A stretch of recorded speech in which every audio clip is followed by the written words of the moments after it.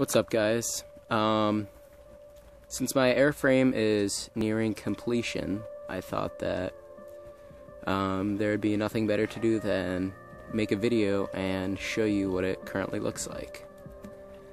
As you can see, this is a TMC airframe.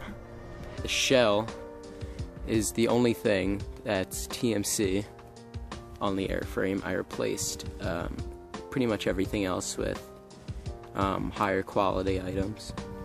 To start, I have a Cry Precision medium airframe cover on the whole helmet.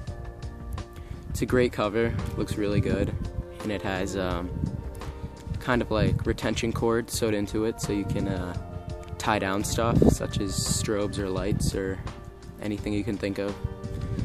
On the very front of the helmet, I have a real Wilcox L4 shroud.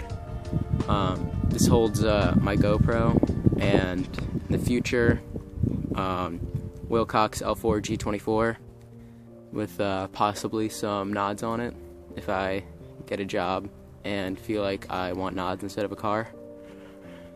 Moving on to the left side of the airframe,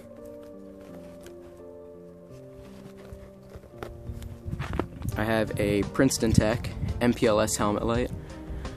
The light has low lit red, a high output red, and a white light.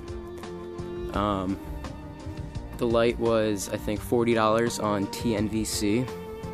It's a great price because the light's really bright and it's awesome using during night ops. Next to that are my Peltor Contact 2s with Peltor arc adapters. Got these comms yesterday in the mail. From what I've used them so far, they are awesome. They're noise cancelling, but they amplify small sounds, and I'll be using them with my Peltor PTT and my Toy Soldier 148. Both of those items are on Cry Precision arc rails for the airframe. Moving on to the back of the airframe, I have a Manta strobe made by FMA. Definitely the best Manta strobe out there, or replica Manta strobe out there, besides the SNS Precision ones.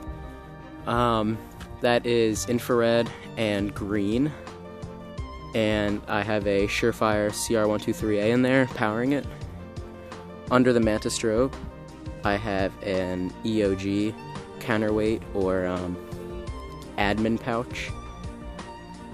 That pouch is holding extra batteries for my comms and my Manta strobe and the lights on my Mark 18. On that, I just have a infrared patch, and yeah, that is it for the back of the airframe.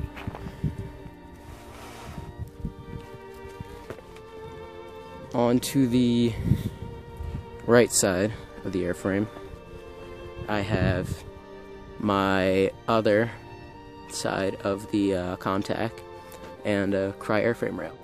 On the inside, I use a pretty different retention system for my airframe than most.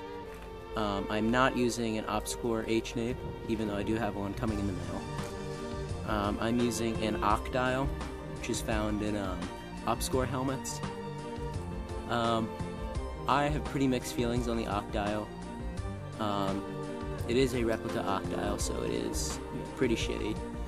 It does get unloosened, or it loses retention randomly when I'm playing, and it is in foliage green, so it does look pretty bad.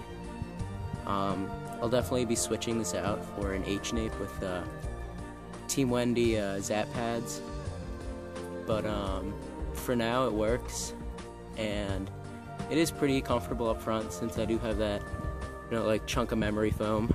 But yeah, it's definitely not the best system that I could be using in my airframe. So that about wraps it up for my Airframe. If you guys have any questions about the products on it or where to find them, just ask them in the comments below. And hope you guys enjoyed. Please comment, like, and subscribe. Thank you.